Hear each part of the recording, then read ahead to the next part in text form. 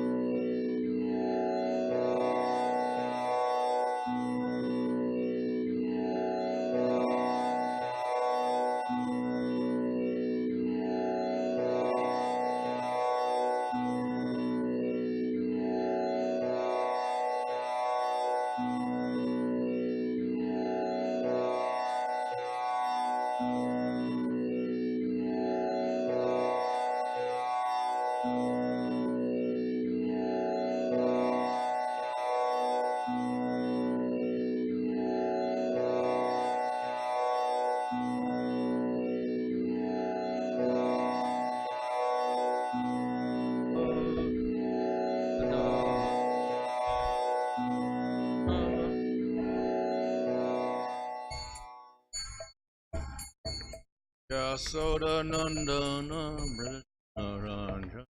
Yasoda Jamunatira Vanachari Jamunatira Jaya Radha Madhava Kunja Bihari Jaya Radha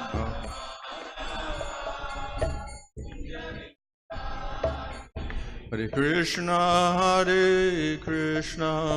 Krishna Krishna Hare Hare Hare Rama Rama Rama Hare Hare Hare Krishna Krishna Krishna Hare Hare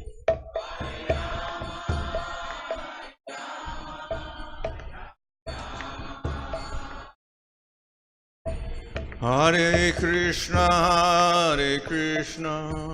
Krishna Krishna Hare Hare Hare Rama Rama Rama Hare Hare Krishna Hare Krishna Krishna Hare Hare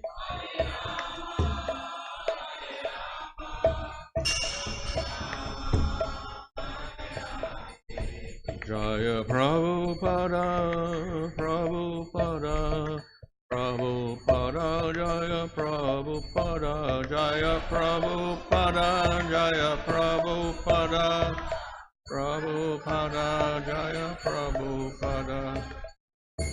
Now, Rajagacharya, also the seats of AC, Bhaktivedanta Sanskrit Prabhupada Ki Jai, Amacharya Ardas Thakur Ki Jai, Ramsakahal, Sri Krishna Chaitanya, Prabhu Nityananda, Sri Advaita Gadadhar, Krishna Gaur, Bhaktivinoda Ki Jai, Sri Radha Krishna, Govardhan Shama Kunda Radha Kunda, Giri Govardhan Ki Jai, Sri Vrindavan Dham Ki Jai, Navadvip Dham Ki Jai, Ganga Jamuna Tulsi, Bhakti Devi Ki Jai, Ananta Koti, Vaishnava Vrinda Ki Jai, Samaveta Bhaktivinoda Ki Jai, Go Premanandi, all glories to some of the devotees, all glories to some of the devotees, all glories to some of the devotees, all glories to Sri Guru and Sri Guru, all glories to Sri Prabhu. Om Namo Bhagavate Vasudevaya. Om Namo Bhagavate Vasudevaya. Om Namo Bhagavate Vasudevaya.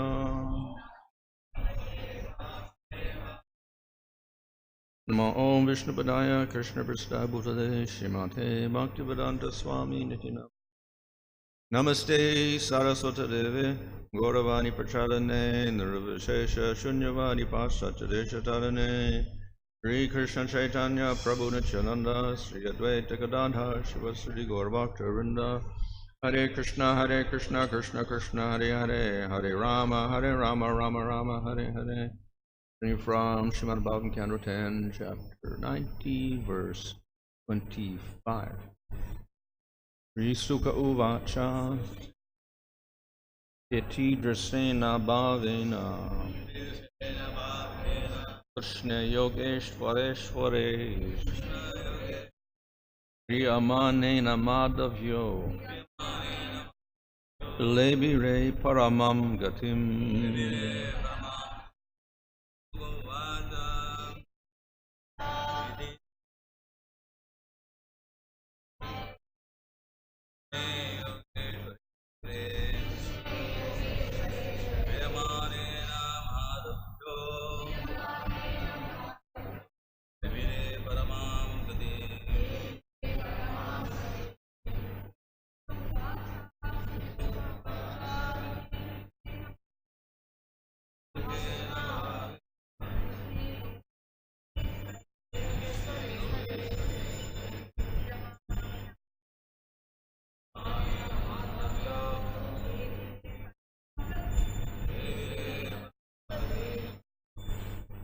Sri Sukha Uvacha.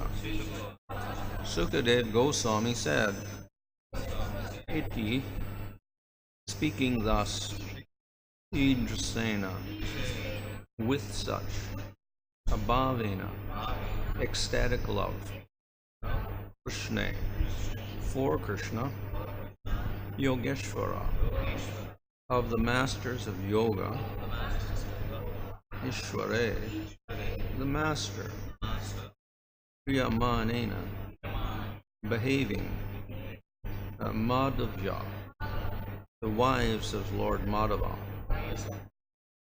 Lebire, they attained Paramam, ultimate, Gatim, the goal. Translation. Sukadeva Goswami said, by thus speaking and acting with such ecstatic love for Lord Krishna, the master of all masters of mystic yoga, his loving wives attained the ultimate goal of life. Purport. According to Acharya Srila Jiva Goswami, here Sukadeva Goswami uses the present tense of the word Kriyamanena to indicate that the Lord's queens attained his eternal abode immediately, without delay. By this insight, the Acharya helps refute the false notion that after Lord Krishna's departure from this world, some primitive cowherds kidnapped his queens while they were under the protection of Arjuna. In fact, as the self-evident Vaishnav, self-realized Vaishnav commentators elsewhere explain, Lord Krishna himself appeared in the guise of the thieves who abducted the queens. For further information on this subject, see Prabhupada's purport to Srimad Bhagavatam 1:15-20. Srila Vishnu Chakravarti remarks that the supreme goal attained by these exalted women was not the liberation of the impersonal yogis, but the perfect state of prema bhakti, pure loving devotion. Indeed, since they were already imbued with divine love of God from the very beginning, they possessed transcendental bodies of eternity, knowledge, and bliss in which they were fully able to relish the pleasure of reciprocating with the Supreme Lord in his most intimate, sweet pastimes. Specifically, in the opinion of Srila Vishnu Chakravarti, their love of God matured into the ecstatic ecstasy of madness and pure love, bhavonmada, just as the gopis' love did when Krishna disappeared from the mist during the rasa dance. At that time, the gopis experienced the full development of ecstatic madness, which they expressed in their inquiries from the various creatures of the forest, and in such words as Krishna ham pasyata gatim, I am Krishna, just see how gracefully I move. Similarly, the vilas, or flourishing transformation of the ecstatic love of Lord Dwarkadisha's principal queens, has produced the prema vaijitya symptoms they have exhibited here. Translation. Sukadeva Goswami said, by thus speaking and acting with such ecstatic love for Lord Krishna, the master of all masters of mystic yoga, his loving wives attain the ultimate goal of life.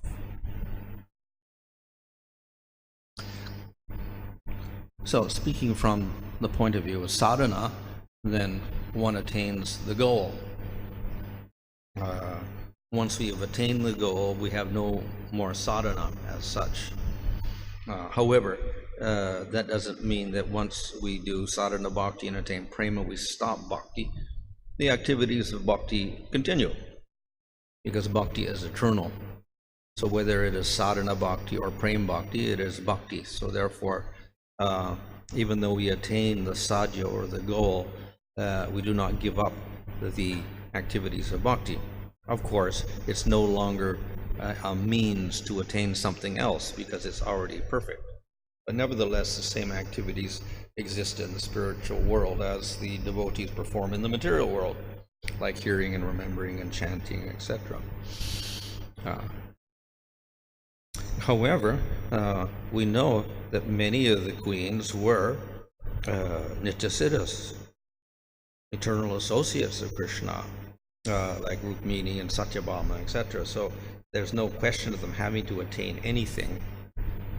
So therefore the statement here looks a little peculiar, because why would they attain anything since they were already perfect? So we will see this stated sometimes in relation to other nityasiddha devotees also. They attain the supreme destination. However, we should not think of them as sadhakas at all, because they are actually perfect. So we can speak from a sadhana point of view and say, yes, they attained it, but from the actual point of view in the spiritual world, no, they didn't have to attain anything, because they already had that state, and that's with them eternally. So it's a matter of how we look at the personalities here. So we can say from the absolute point of view, there is no attainment, since they already have perfection eternally. So instead of saying they attain this state, they have the state eternally. So we find, of course, similar types of expressions. Yesterday it was mentioned that the Lord accepts a body when he appears in this material world, but then he doesn't actually accept a body because it's eternal. So sometimes the scriptures themselves use words which may look a little bit, give indication that the Lord's body is not eternal, but temporary, because he accepts the body. But then we do have other statements that say, no, he appears in his own form. And so he doesn't have to take a body from somewhere else. He already has his form. So therefore, the extended meaning of accepts means manifests. He manifests his body, that's all.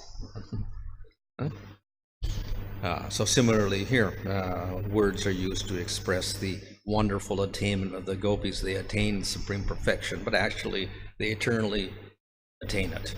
They don't have to attain it, because they already have it. So they eternally have that state of complete perfection. So what is that perfection?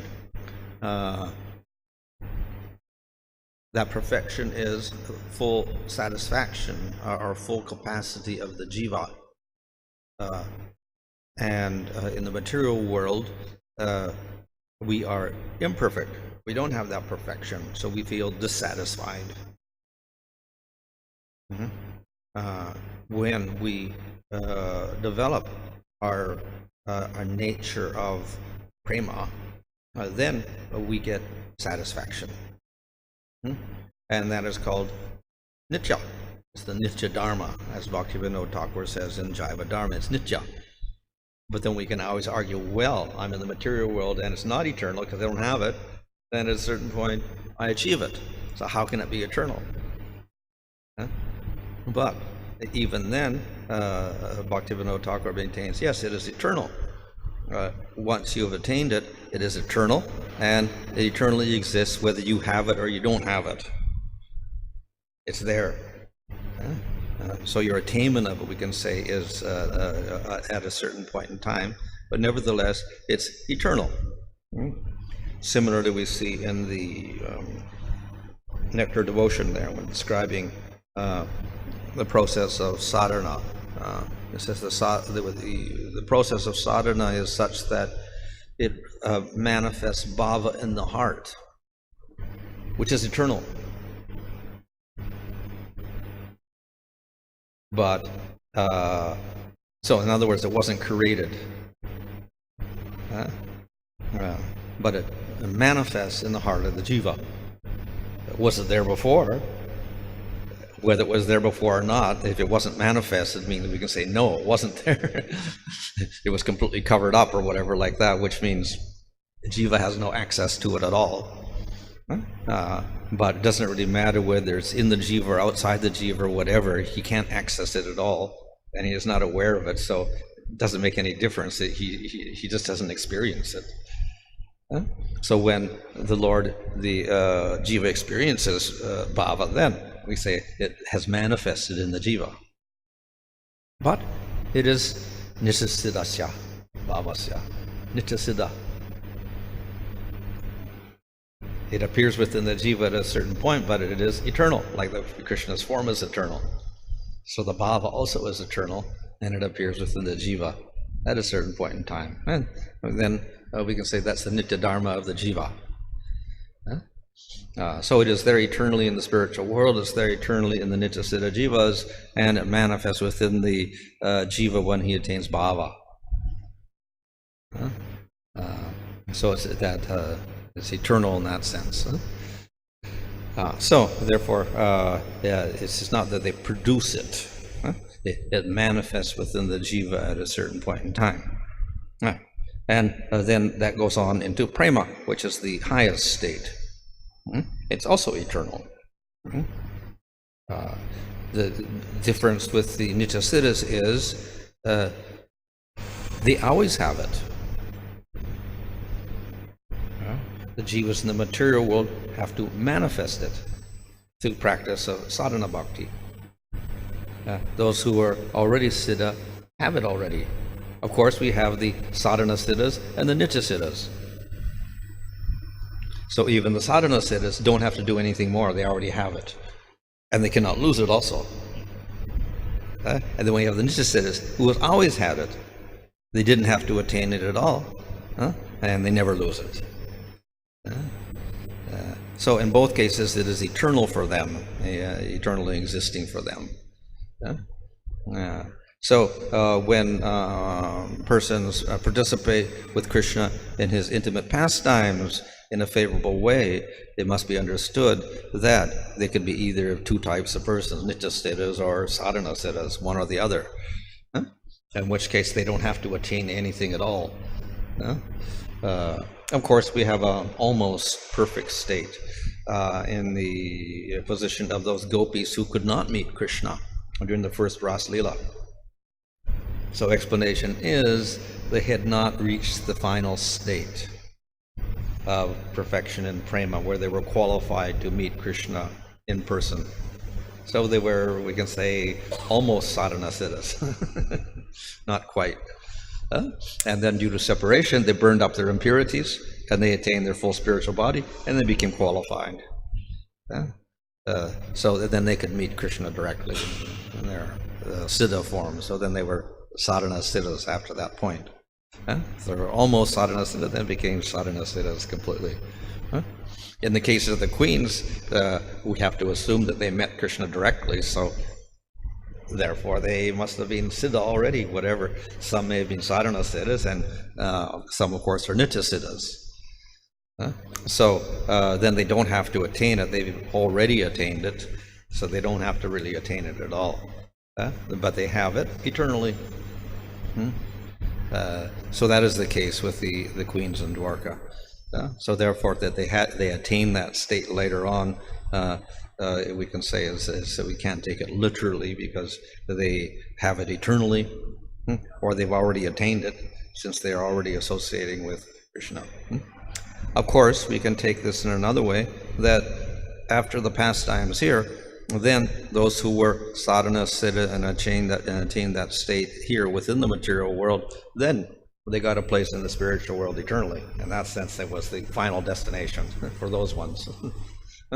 So it can be taken like that those who were doing sadhana and attained perfection, then they ended up in the spiritual world ultimately. So that's the state. So there's a little difference there between pastimes in the material world, pastimes in the spiritual world. So in that sense, you can say they attained the highest state of all, the eternal pastimes in the spiritual world. But of course, some of them are nityasiddhas, so they already have that state, and they have two bodies, one in the spiritual world, one here in the material world, simultaneously performing pastimes with Krishna. So anyway, they attain this state. So whether it is Madhurya Bhava, in this case, with the queens in Dwarka, mixed with some Aishvarya aspect, or it could be, of course, pure Madhurya with no Aishvarya at all, as with the gopis, and we have the sadhana siddhas and the nityasiddhas there, or even with Vatsalya Rasa, or Sakya Rasa, or Dasya Rasa. In all cases, those who participated with Krishna and his pastimes, if they were coming out from sadhana, then they had attained perfection. And then after this point, they also are qualified for spiritual world, the highest destination of all. So not only those in Madhurya Rasa and in Dwarka, the queens in Dwarka, but all those who participated with Krishna and his pastimes on earth in a favorable way, and then they all attain the highest destination. That is the manifestation of prema in the spiritual world and their experience of eternal bliss. Of course, the highest goal, paramam gatim, you say is relative in one sense because it's different for different persons. So those in Sakyarasa have a different highest goal than those in Vatsalya Rasa or those in Madhurya Rasa. Nevertheless, for the individual, it is paramam gatim. From the objective point of view, then Madhurya Rasa is the highest. So in that sense, it's the highest rasa. It's the paramam gatim in that sense, higher than all the other rasas, etc. So they attain that. But it's still not the highest because the gopis' Madhurya Rasa is higher. That's the paramam gatim. So you have different types of highest goal and different rasas, and then even with the Madhurya Rasa. If we go further, we can say that paramam gatim is Radha, but no one can attain that state. Only Radha has that state, so there's no attainment for the jivas of that state. But they can get paramam gatim in the sense that they can participate in the pastimes of Radha and Krishna by serving them with great devotion. So, in any case, by hearing the Bhagavatam, and particularly the 10th canto, we can understand something of the nature of that highest goal, the highest experience of prema in relation to Krishna, which manifests in different forms of rasas up to the highest rasa. And here we find in the conclusion of Bhagavatam a description of Madhurya Rasa in separation as part of that highest goal and highest rasa. Of course, we say higher than that is the gopis' experience, but here we have the queen's experience of Madhurya Rasa and separation. So also very exalted. So this is the what can be achieved through carefully, attentively, and devotionally hearing the Bhagavatam. We can get an understanding of the bliss of the persons who participate with Krishna and his pastimes. We haven't got a realization of that, but we get some idea of the nature of that experience, and this becomes an inspiration for us to attain that. So therefore this acts as these descriptions act as an impetus to attain that goal, and therefore helpful in our sadhana. So one of the initial directions given by Rupa Goswami in the Nectar of Devotion is that we have to follow the hearing process very carefully. Now, of course, the hearing process has many aspects, so we get sambandha gyan out of that, and then we get the process of bhakti avidya, and get the prayojana. These three aspects of scripture all come through hearing process. But in the Nectar of Devotion there, when it talks about hearing, and then it is pointed out by our acharyas that the hearing means hearing Srimad Bhagavatam particularly. So we take the sambandha and the abhidheya and the prayojana from Srimad Bhagavatam, particularly. So the emphasis is put upon Bhagavatam, and therefore that's why we read Bhagavatam every day rather than some other scriptures, because the emphasis in our sampradaya is getting all the truth from Bhagavatam. At the same time, though one should take Bhagavatam, then we also have to hear it properly. Okay? So we have to have the proper attitude.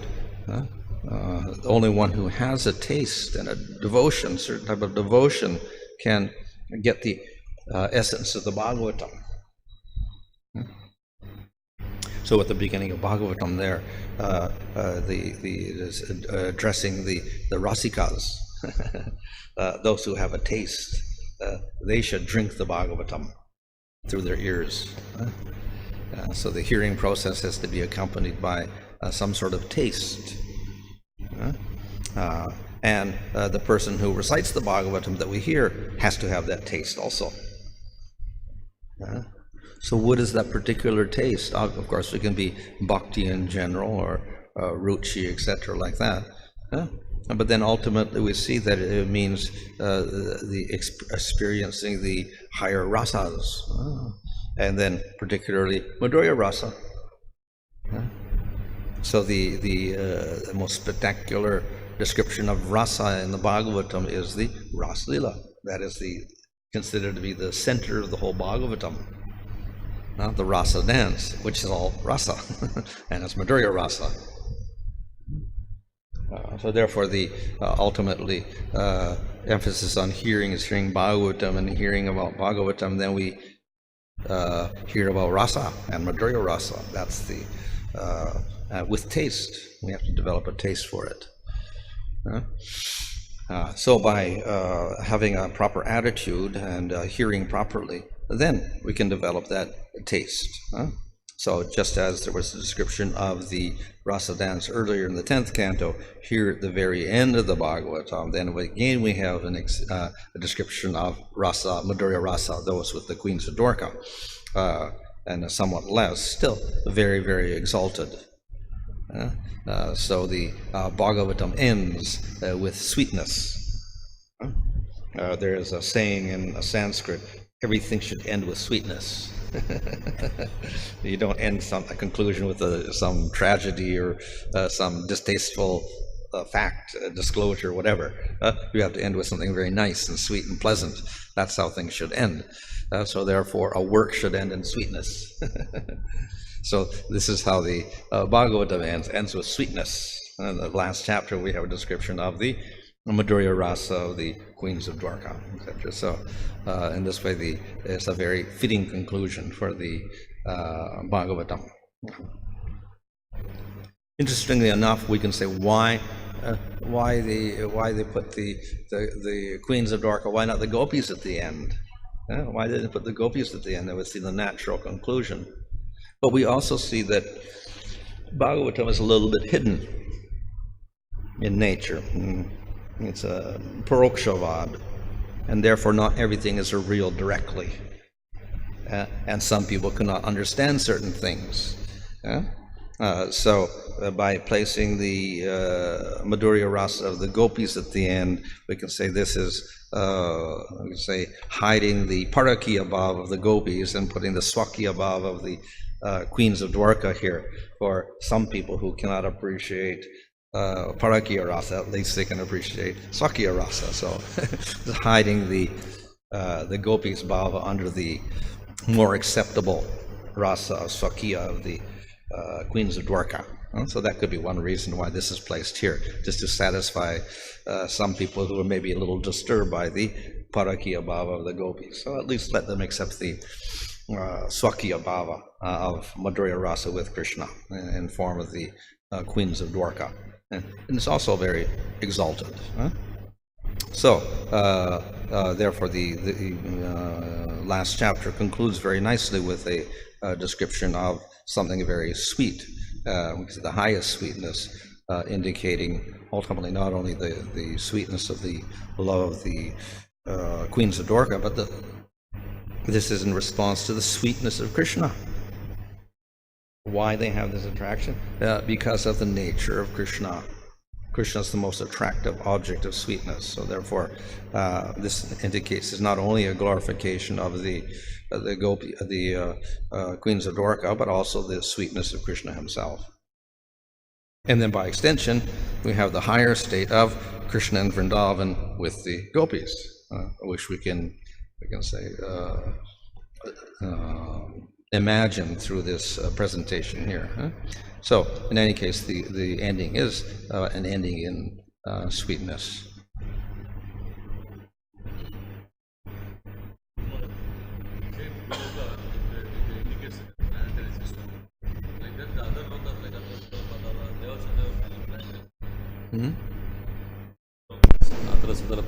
They also have a planetary system like the Bhuloka.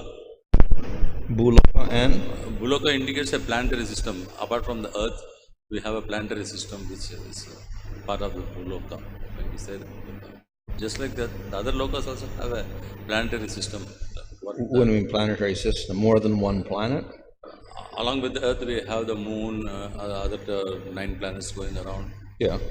Like that, the other lokas like Atara, Sutara, Patara, they also have a planetary system of their own. Well, the lower lokas don't, as far as I know.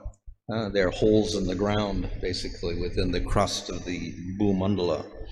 The higher places do have lokas in one sense. So we have, in Svarga Loka, we actually have the sun, the moon, Venus, Jupiter, Saturn. These are planets, but they're in the Svarga sphere.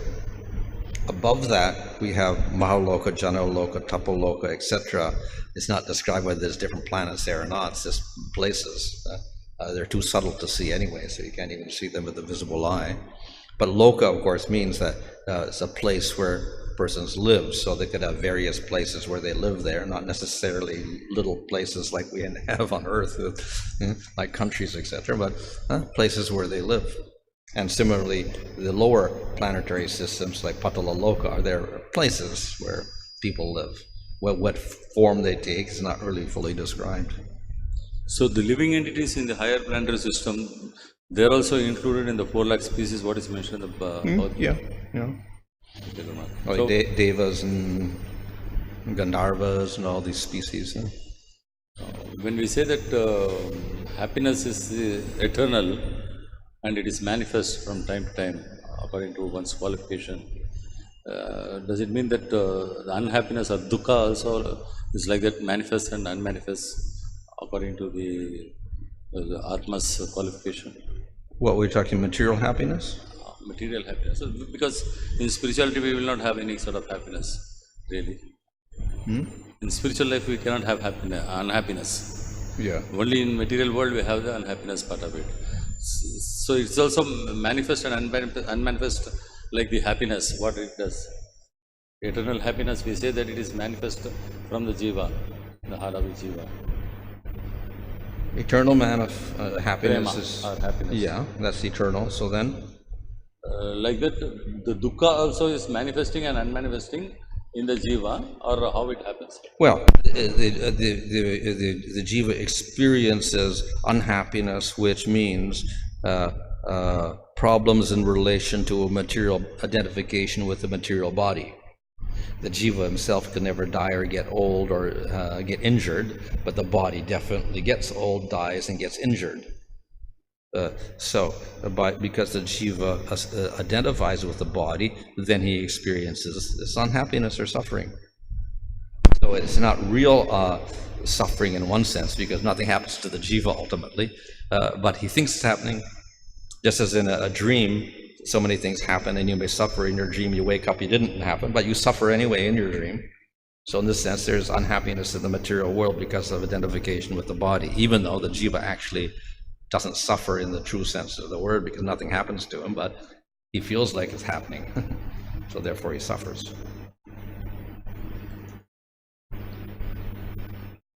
Hearing Srimad Bhagavatam in favorable way, can you please explain the favorable way? Well, the favorable way is we have to hear it submissively and with devotion. So submissively means we hear it following after the acharyas, taking their explanations before we come to conclusions or make some interpretation of it. And with devotion, it is only through devotion and faith that we can appreciate the spiritual nature of the Bhagavatam. So in other words, if we don't have that faith when we hear the pastimes, then we will think these are imaginary, or how is it possible that Krishna can do this or the devotee can do that? It's not possible. So then we will think it is all mythology or imagination. So therefore we have to have faith and devotion in that, accepting the statements of the Bhagavatam. Maharaj, we say that there are billions of gopis in Vrindavan, but the number of queens in Dwaraka is fixed to 16,108. So when a sadhaka attains the body of a gopi, it's understandable that he'll join one of those billions of gopis. But if he is aspiring for becoming a queen in Dwaraka, because the number is fixed in scriptures, so how will he? Well, there's no indication that it's always fixed at 16,108. We found that there were a lot of those were constituted of these kidnapped princesses, but in different pastimes and different days of Brahma and different universes, that number could differ. So it's not always the same numbers of anything. So though the pastimes in general are similar, the details are different sometimes. They're not necessarily the same all the time. So there can be a different number of persons in the Ras Leela in different days of Brahma. Different number of gopis there in Vrindavan, or different number of cowherd boys, or whatever, though it may set a limit somewhere, and then different number of queens of Dwarka, etc. So it could differ in different days of Brahma. So that will account for the sadhana siddhas entering the pastimes as well. Srimad Bhagavatam ki jai.